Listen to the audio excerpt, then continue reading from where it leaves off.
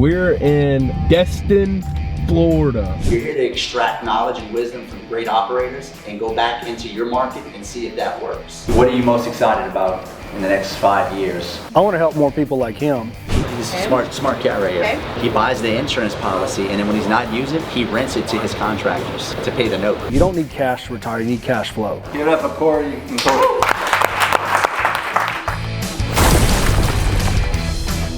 We're in Destin, Florida. Brendan, we got to shoot a bunch of beach content to promote our course that's coming up. We have a beautiful beach. If you want to be rich on a beach like us, click the link below. Double smash the like button. Smash that subscribe button.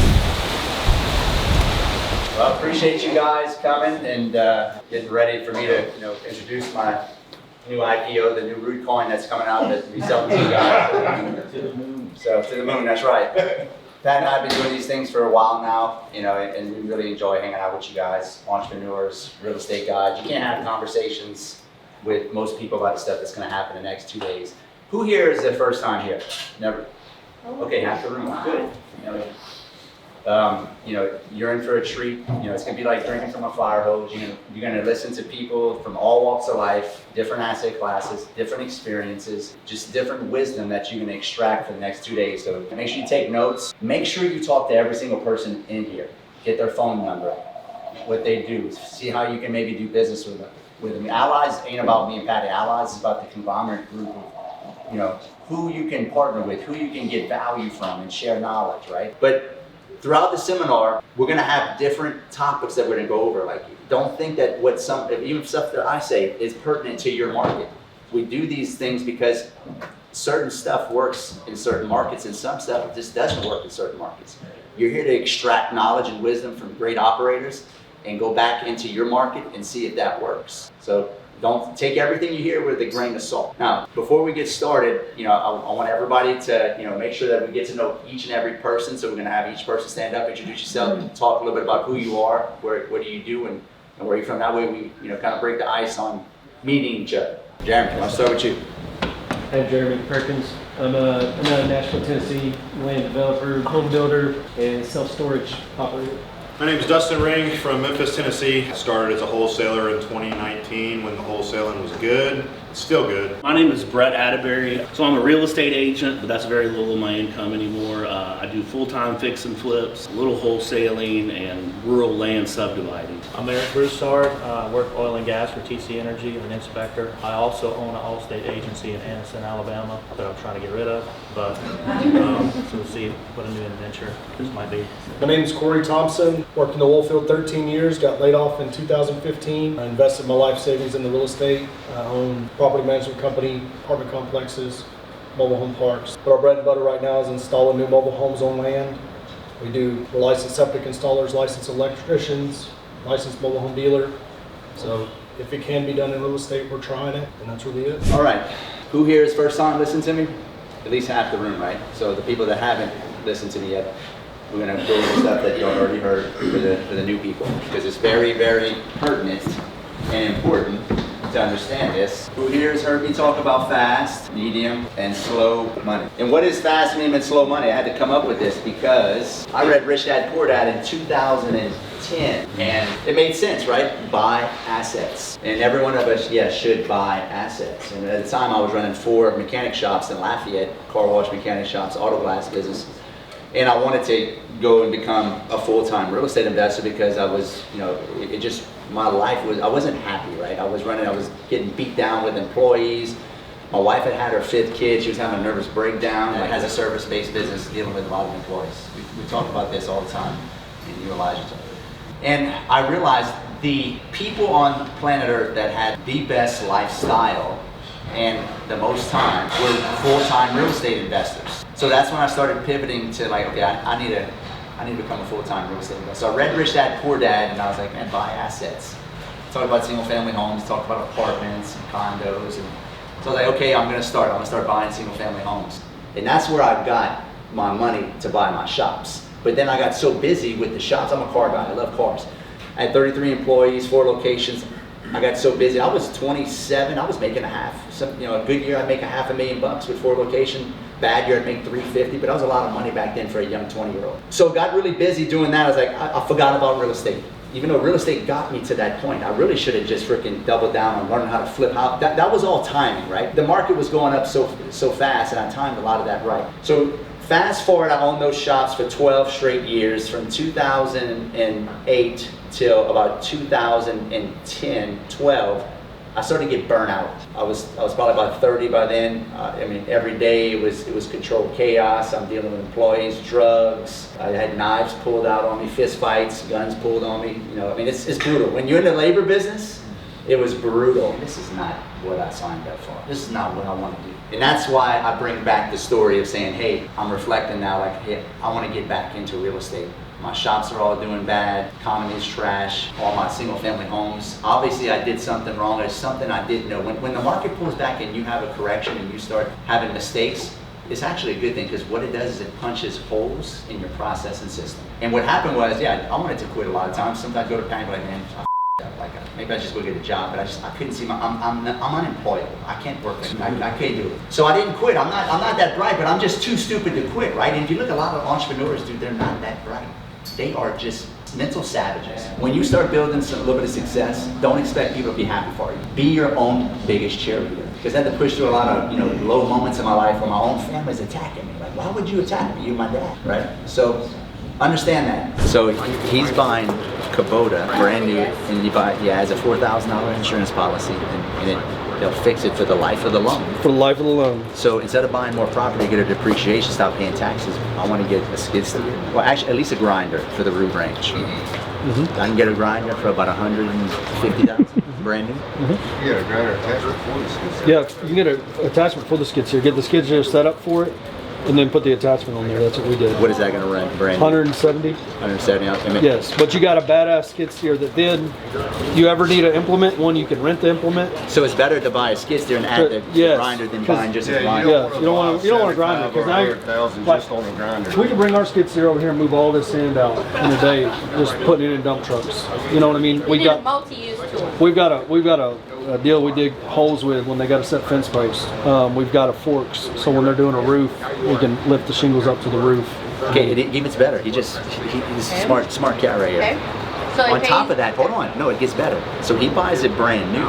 He buys the insurance policy, and then when he's not using it, he rents it to his contractors to pay the note. What's your name? Elijah Kiger, Where you from? Walker, Louisiana. What do you do? I have a civil construction business, and we do land development, small minor land development, like a 16-acre deal and a mobile home park, and we do a couple of flips too. Damn. So what's it cost to build a road? Cost per foot?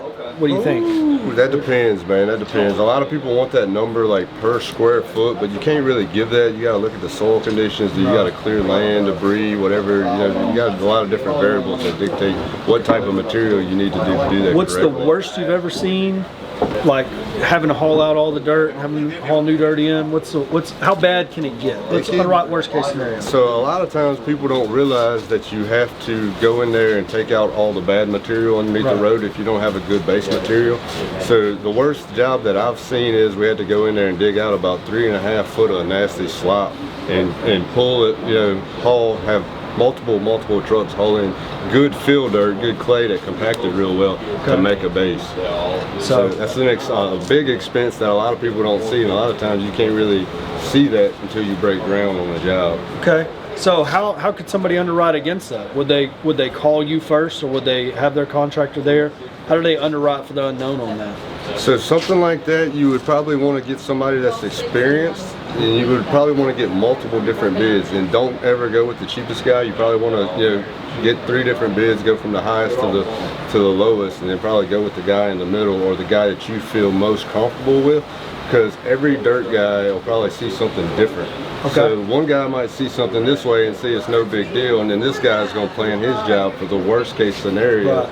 I might say, hey, I see something that a normal guy don't see, and say I'm going to go ahead and factor 1.5 foot of cut and fill that we might have to put on this job. Okay. Where another guy might say, yeah, you can just put rock straight over and put a 6-inch base. We just put rock straight over some. Charge 15 grand for it. I don't know. Maybe we were unethical. Hey, they hired the cheapest guy. Just like you said, don't hire the cheapest guy. We're not rock people. We're not road people. You want the cheapest guy? We lay rock on. All right, let's go. Let's get started. All right, so then we got Corey Thompson. Corey, give him a little background about you.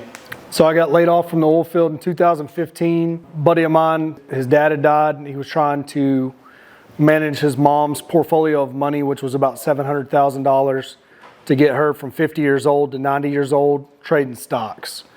And so he did all the research on owning rental properties and asked me when I got laid off, I'd help him buy some rental properties and get a portfolio of rentals so his mom could have cash flow through, this retirement. And I didn't know anything about ARV. I didn't know what wholesaling was. I didn't know anything about flipping houses. Went to an auction, met a guy, went and looked at a house. It was 12 grand, slab house. I was standing in it, had some dead cats in it. And he's like, this is junk, this is trash, this is whatever. And I'm like, my buddy sold his house in the same town for $70,000. This is 12, and if it don't work out, I'll move in. And I paid $12,000 cash for it. Owner financed it for $60,000. That note refinanced out probably 3 years ago. Didn't know anything about real estate, but bought 3 houses the first week I was laid off from the field. 2015. Bought one on Craigslist. Bought one on auction.com. This other one was on a USDA foreclosure website. Bought those 3 houses and flipped them. Made money. Got started on our journey. Grew up in a mobile home, so naturally gravitated towards them. You get them cheap. They rented for a lot. And I was like, well, this is a no-brainer. Somebody's buying a $100,000 stick-built house and renting it for $1,500 a month. I'm buying a $20,000 mobile home on land and renting it for $1,000. Who's doing better? You know what I mean? Like, to me, I didn't know any of the stuff I know now, but I just knew that my $20,000 was working harder than his $100,000. Made sense to me. The math, and we built a big company out of it. We manage 1,000 doors of single family. We've bought small apartment complexes. Great opportunity there in a certain deal. You talked about the sophisticated sellers earlier. We have found that in this small apartment, I've heard of the savings and loans crisis. Well, I'd heard of it, but I didn't know what it was. But those buyers that bought those assets after the savings and loans crisis are all timing out of the marketplace. And they're farmers and ranchers and people that had money during that time that bought these assets for really low. And the only thing they care about, you'll buy a 43-unit apartment complex, they'll call their CPA and say, what's my basis? What's my tax bill going to be? And that's how they sell it based on how much taxes they're going to owe. And so we bought a 32-unit apartment complex for $230,000 from a rancher. Like, it's in Coleman, Texas, but you don't know what you don't know. Grant Cardone told me when I told him about that deal, the exit was going to be a problem. The exit is a problem. Nobody will ever buy that asset from me.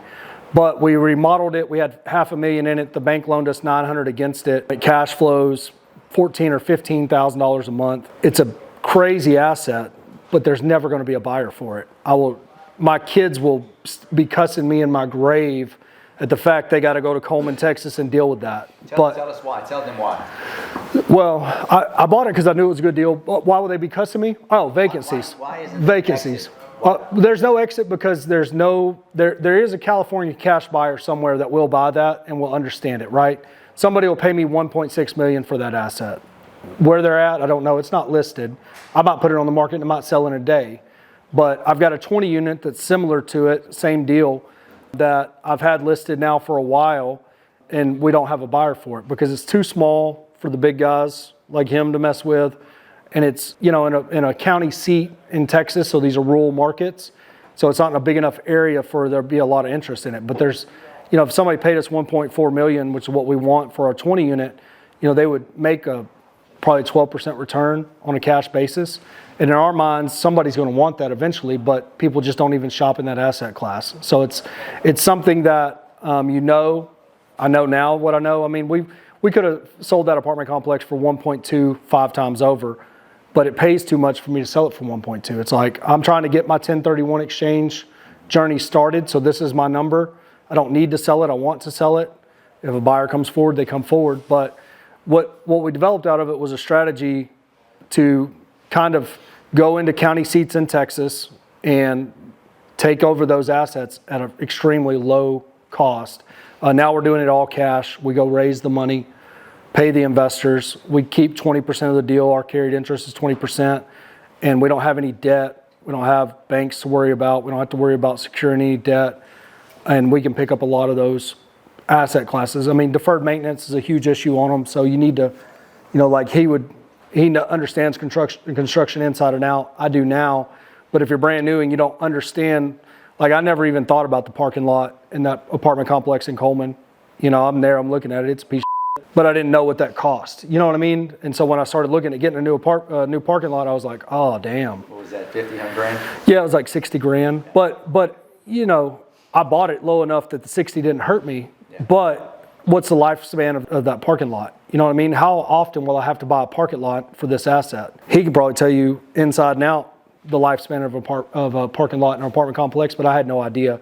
So there's things in the underwriting that you need to understand. I understand ACs, I understood roofs, I understood all that, but I didn't know parking lots. Actually, what are you most excited about in the next 5 years with everything that's happened in real estate? What are you going to be focusing on? Me? I don't know. We've helped a lot of people. I think for me, my gentleman in the back right there, I don't remember his name, retired from the oil field. Me and him found each other in the kitchen.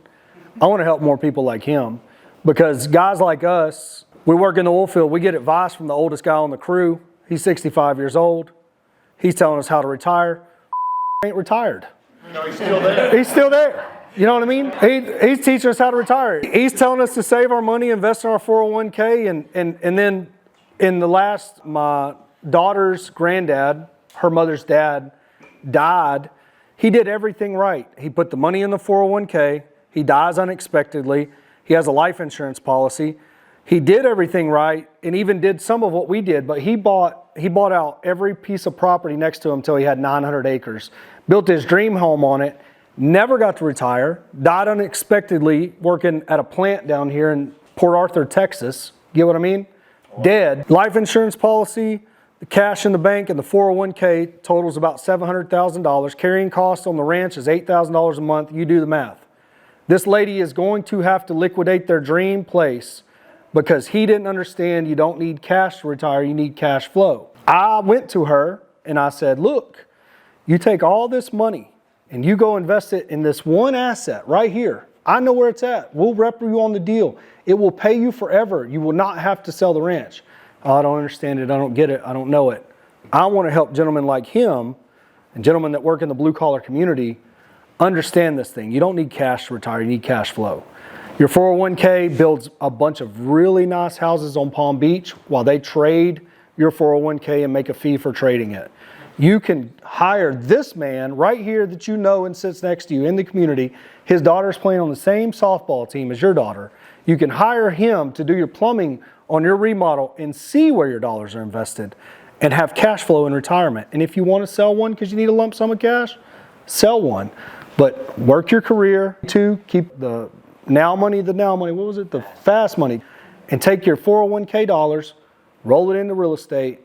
Don't even think about it. Let it cash flow. And then when you get to a point where you can retire, see what that looks like instead of giving it to Wall Street. That's what I want to do. So Give it up for Corey and Corey.